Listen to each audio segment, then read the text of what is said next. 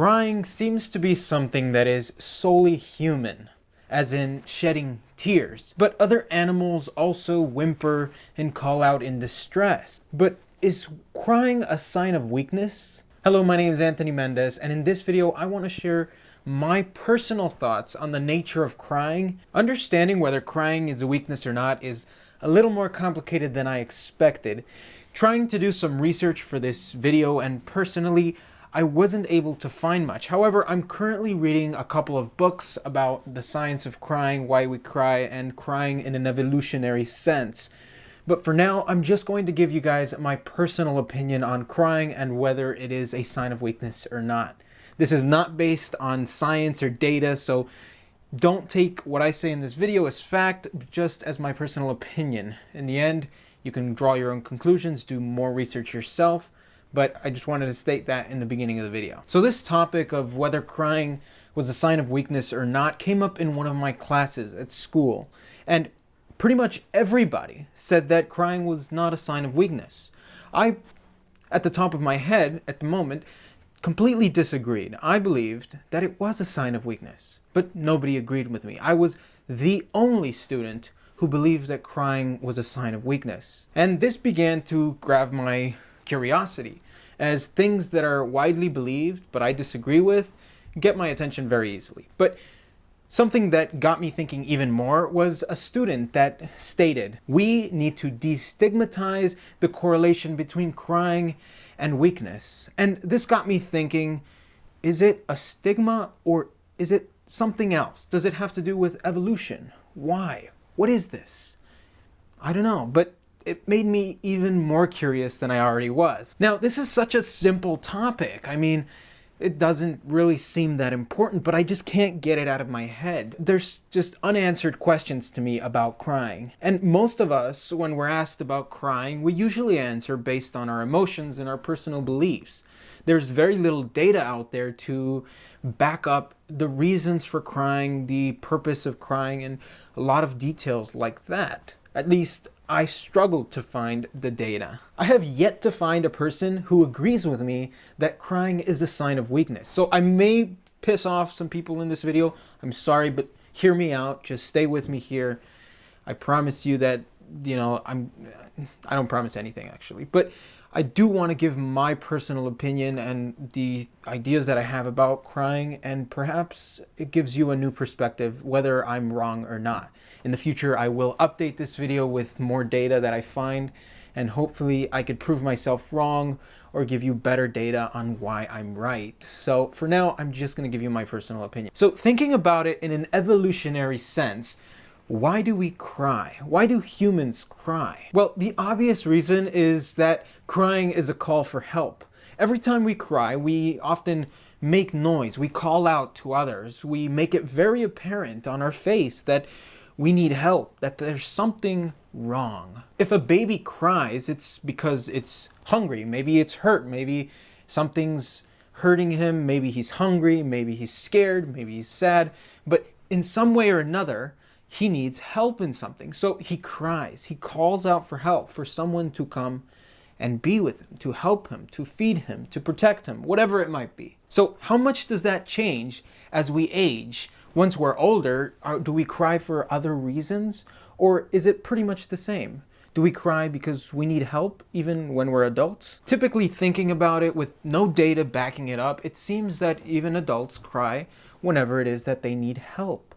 We cry when we've lost a loved one and we need the support of others. We cry when we're under too much stress and we need help from others. We cry in many situations.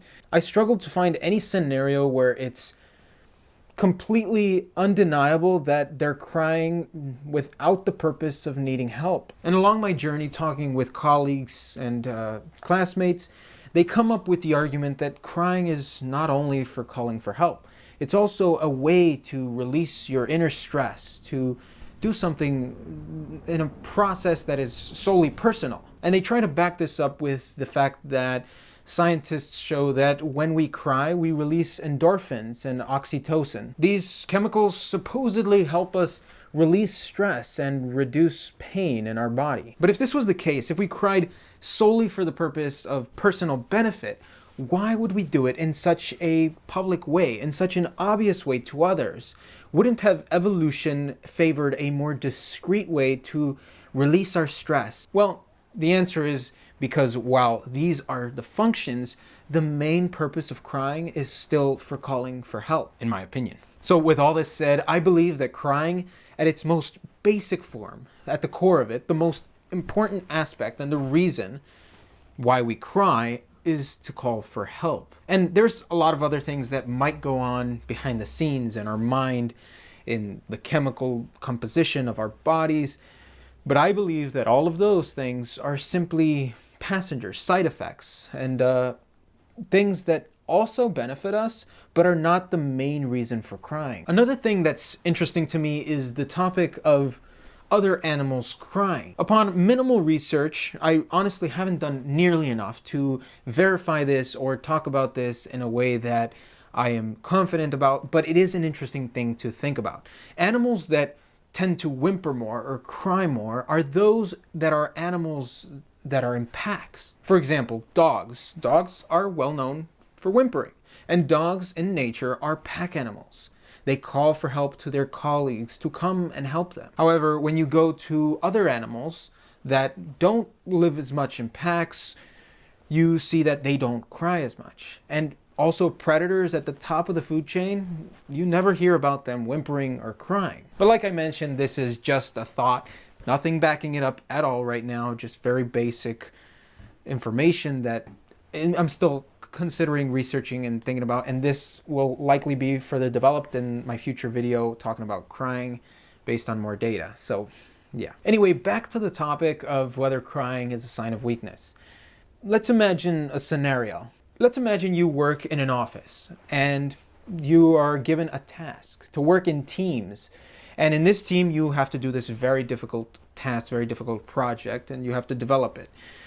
And as you're developing it, it gets harder and harder. The stress begins to build up in you, and after a couple of months, you miss the deadline. Things begin to complicate, and you lose your cool and begin to cry in the office. Everybody else begins to see you crying, and your crying becomes very public. Bosses become aware that the project you were given is too much, and the stress has gotten to you. And rightfully so. You likely have far too much on your plate, and you are not made to handle so much stress. This is a very difficult situation, and it is very justifiable to cry. However, you're in a team with 5 others, and none of the other 5 cried, or at least wasn't seen crying. As humans, we are creatures of association. In the future, when we consider another project, we will believe that those who cried are less capable of handling the stress and difficulty of a big project. So this is just a scenario, an idea that came up to me,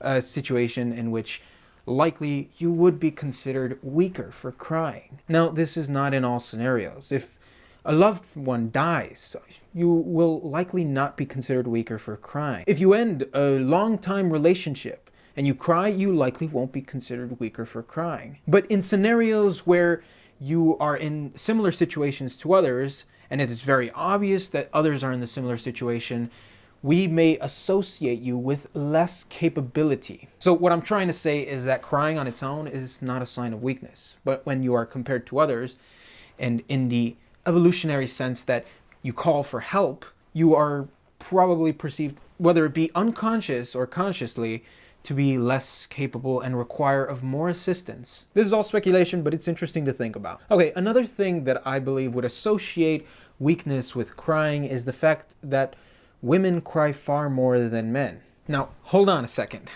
I know it sounds like I'm saying women are weaker and being very sexist, but stay with me, please. I'm gonna elaborate on this, and trust me, I'm not sexist.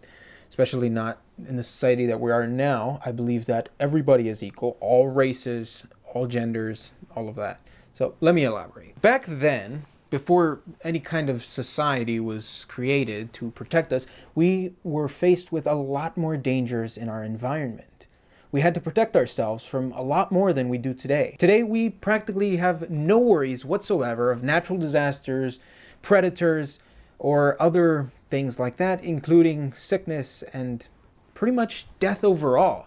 we no longer worry about death nearly as much as we did back then. So considering that, previously, dominant people were probably considered those with the most strength, which is why probably biologically, since men were stronger, were considered to be dominant. With this strength, you were better able to handle the situations in our world that were trying to kill us at every moment. However, since women were not as strong, they were more likely to be in situations when they needed help from one who was stronger or a larger group that could protect them. So this would go along the lines that women cry more often because they need help more often. However, things have changed a lot. I don't believe that women need help more often nowadays. I don't know why at this point studies show that women still cry more than men, but I don't believe that women need more help than men. In fact, with the societies that we created, strength is no longer the dominant factor. I believe that it's more like intelligence. And in this case, we've leveled the field with pretty much every gender and every race. And it's interesting to consider that now, even when men and women are at the same level of ability based on what is required in our society, women still seem to cry more. At least studies show that women tend to cry more. These studies could be skewed by men being less likely to admit when they cry, or other chemical situations. For example, it is believed that testosterone inhibits crying, so that might be a factor as well. But essentially, that's also something to think about and consider. And it's just interesting, and I believe it's something worthwhile putting in this video. I hope I didn't come across as sexist and I was able to explain myself properly, because I really am not. And I'm just thinking about this in an evolutionary sense, in the sense of when we were mostly focused on strength, but I know things have changed, so that's no longer the case. Anyway, that's pretty much all I have now. I'm doing some more research, and there'll be another video in the future, as I've probably already mentioned like 3 times. But don't just take this information as fact. Do your own research, draw your own conclusions from what I just mentioned, and I hope you enjoyed the video. Understanding crying has been a bit of a struggle, as I haven't been able to find much studies on it, much information, and surprisingly little has been done to understand fully what crying is. Anyway, thanks for watching. I hope you enjoy the video, and I'll see you guys next time.